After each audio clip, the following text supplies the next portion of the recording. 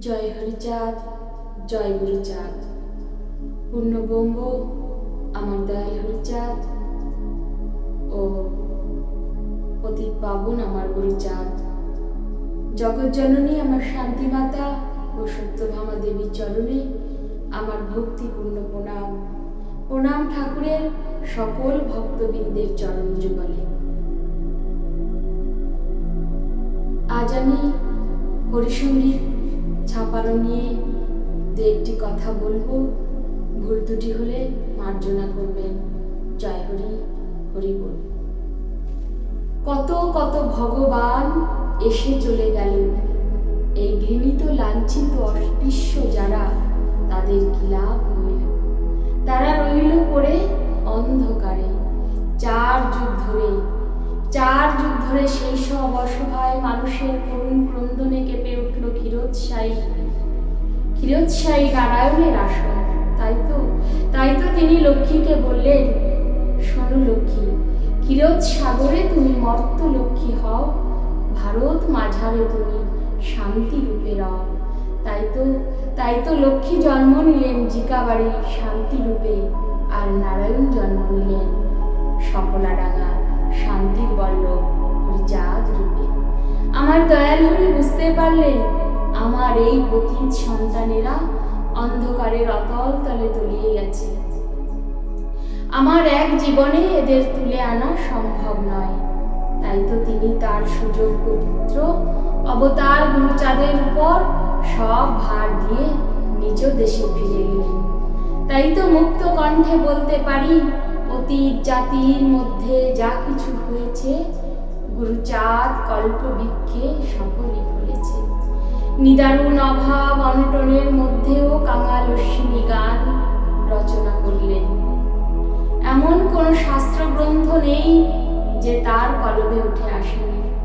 একদিন আমার অশ্বিনী ওরা কান্দি গিয়ে ঠাকুরের প্রায় প্রণাম করে দাঁড়িয়ে আছে।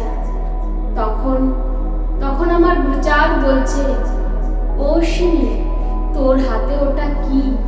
দেখি কি নিয়ে এসেছিস? আমার অশ্বিনী বলছে, ও গো ঠাকুর, বাবা হরিচাঁদের করুণায় আর তোমার প্রেরণায় রচনা করেছি এই গান।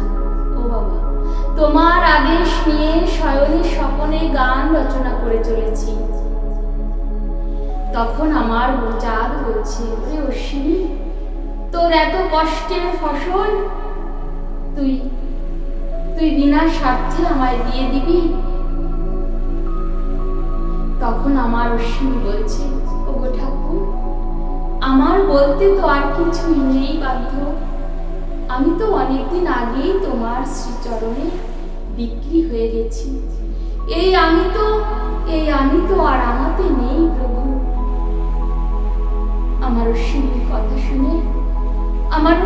কথা শুনে দয়াল গুরুচাঁদ বলেছে, ওরে অশ্বিনী, এই গানগুলি পুস্তক আকারে ছাপাতে গেলে তো একটা নামকরণ করতে হয়। তাই এই পুস্তকের নাম হোক অশ্বিনী সঙ্গীত। তখন আমার অশ্বিনী দুহাত জোর করে বলেছে, দোহাই তোমার বাবা, তুমি পুনরায় ওই কথা আর উচ্চারণ করো না। ও গো ঠাকুর, যাকে কেন্দ্র করে এই গান রচিত হয়েছে, তার নাম অনুসারে এই পুস্তকের নাম হোক শ্রী শ্রী হরিসঙ্গীত। উপস্থিত সকল ভক্তগণ এই নামকরণে সমর্থন করলেন। তখন আমার গুরুচাঁদ শশীবাবুকে ডেকে বললে, এই গানগুলি সংশোধন করতে হলে রবীন্দ্রনাথ ঠাকুর ছাড়া আর কেউ পারবে না। তাই তুমি রবীন্দ্রনাথ ঠাকুরের কাছে যাও। শশীবাবু রবীন্দ্রনাথ ঠাকুরের কাছে গেলেন। তিনি 7 দিন পরে আবার আসতে বললেন। 7 দিন পরে শশীবাবু আবার গেলেন। রবি ঠাকুর বললেন, শশীবাবু, এই কবির মাত্র একখানা গান আমি পড়েছি। আমায় বাসো বানা বাসো ভালো, আমার তাতে কোনো দুঃখ নাই, তোমাকে বাসিব ভালো, এই ভিক্ষা চাই। যে স্তরে গেলে এইভাবে নিঃস্বার্থভাবে ঠাকুর তো সেই স্তরে পৌঁছতে পারিনি। তাই আপনি একটি বার এই কবিকে আমার কাছে নিয়ে আসুন, আমি তাকে দেখব। তাই তো এক কবি সম্মিলনে আমার অশ্বিনীকে নিয়ে গিয়েছিলেন। সেদিনের সেই নোবেল প্রাপ্ত বিশ্বকবি রবীন্দ্রনাথ ঠাকুর আমার অশ্বিনীকে সম্মানের আসনে বসিয়েছিলেন। তাই বলা যায় রতনে রতন চেনে। এদিকে পাণ্ডুলিপি হাতে নিয়ে আমার গুরুচাঁদ বলছে, শোনো ভক্তগণ, এই গানগুলি ছাপাতে গেলে ৩০০ টাকা লাগবে। তা আমার অশ্বিনী তো দিতে পারবে না। তাই তোমাদের মধ্যে এই ৩০০ টাকা দেবার মতো কেউ কি আছো? গদি ঘরে সবাই নিরুত্তর। এমন সময় এক বিধবা রমণী এসে বললেন, হ্যাঁ ঠাকুর, হ্যাঁ ঠাকুর, আমি কিনবো। তিনি ভাবলেন, এত অর্থ সম্পত্তি ফেলে আমার স্বামী চলে গেছে, আমিও চলে যাব, কিন্তু অর্থ দিয়ে পরমার্থ কেনার সুযোগ হয়তো আর হবে না। তাই তিনি অশ্বিনীকে কিনে নিলেন এবং বললেন, গোসাই আমার সঙ্গে চলো। আমার অশ্বিনী বুঝতে পারলেন যে আমি সত্যি সত্যি বিক্রি হয়ে গেছি। তখন দু চোখের জল ছেড়ে দিয়ে বলছে, ঠাকুর, আমি দিনহীন কাঙাল বলে তুমি আমায় বিক্রি করে দিলে। ও বাবা, আমি তো চলে যাচ্ছি, কিন্তু পথের সম্বল তো আমার কিছু নাই। তাই চরণ ধুলি দাও আমারে। আমার অশ্বিনীর কথা শুনে অতি কষ্টে চোখের জল সংবরণ করে আমার দয়াল গুরুচাঁদ বলছে, শোন বাবা শোন, ওরে তোকে বিক্রি না করলে তো হরিসঙ্গীত ছাপানো হবে না রে। তাই তুই চলে যা বাবা, চলে যা, অবলা মায়ের সঙ্গে চলে যা, আর দেরি করিস না। তখন আমার অশ্বিনী বলছে, বেশ ঠাকুর, আমি চলে যাব। তবে ও বাবা, এ জীবনে তো আমি তোমার কাছে কোনো দিন কিছু চাইনি, কিন্তু আজ এই বিদায় বেলা তুমি আমায় কথা দাও ঠাকুর। এই হরি সঙ্গীত গান যেখানে হবে সেখানে তুমি হাজির থাকবে। বলো বাবা। তখন আমার গুরুচাঁদ অশ্বিনীকে বুকে জড়িয়ে ধরে বলছে, তাই হবে অশ্বিনী, এই গান যেখানে হবে সেখানেই আমি থাকব। এই কথা শুনে আমার অশ্বিনী একটা গান ধরলেন এবং গান গাইতে গাইতে অবলা মায়ের সঙ্গে তার বাড়ি চলে গেলেন।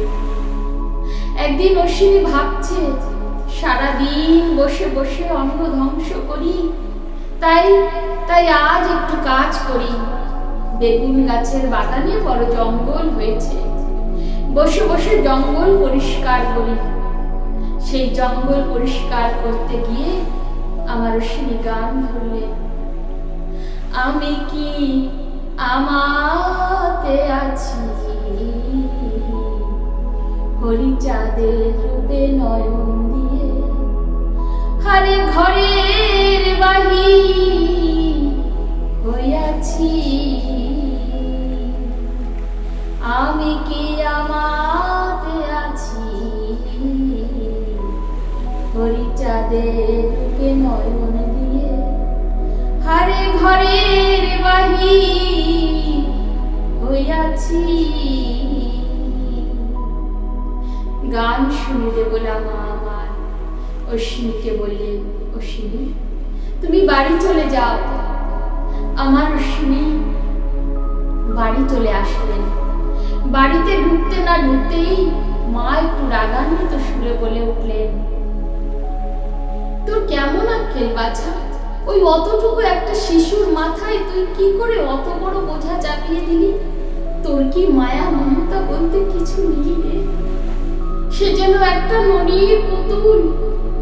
মায়ের কথা শুনে আমার অশ্বিনী বলছে, ও মা, মা গো, সে কোথায় দাঁড়িয়েছিল মা?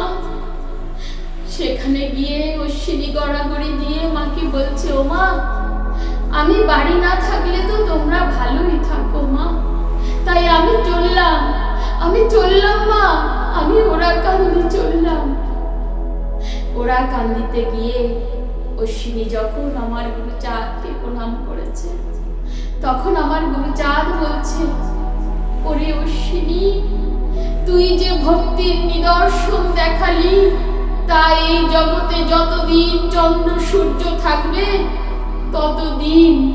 যতদিন এই হরিভক্তরা থাকবে, ততদিন তোর নাম চিরস্মরণীয় হয়ে থাকবে অশ্বিনী, চিরস্মরণীয় হয়ে থাকবে। পরদিন ভোরবেলায় আমার অশ্বিনী ফুল তুলতে গেছে। এমন সময় আমার গুরুচাঁদ গিয়ে বলছে, অশ্বিনী রে, তুই তো রোজ পুজো করিস, ফুলগুলি আজ আমায় দে বাবা, ফুলগুলি আজ আমায় দে। আজ আমি আমার বাবার পুজো করব। অশ্বিনী ফুলগুলি দিয়ে দিলেন। তখন আমার গুরুচাঁদ বললেন, আমার বাবাকে তো আমি মন্দিরে দেখতে পাই না অশ্বিনী, আমার বাবাকে তো আমি দেখতে পাই তোর মতো ভক্তের মাঝে, তাই আমি তোর পায়ে ফুল দিয়ে আজ আমি আমার বাবার পুজো করব। তখন আমার অশ্বিনী বললেন, ও বাবা, এই পা তো আমার নয়, আমি যার, এই পাও তো তার বাবা, তাই তোমার যা ইচ্ছা তুমি তাই করো ঠাকুর, তোমার যা ইচ্ছা তুমি তাই করো, তোমার যা ইচ্ছা তুমি তাই করো। এই কথা বলে আমার অশ্বিনী জয়ধ্বনি দিলেন, জয় জয় হরিচাঁদ গুরুচাঁদ তারকচাঁদ প্রেমানন্দে, একবার হরি হরি বলো, হরি বল, জয় হরি, হরি বল।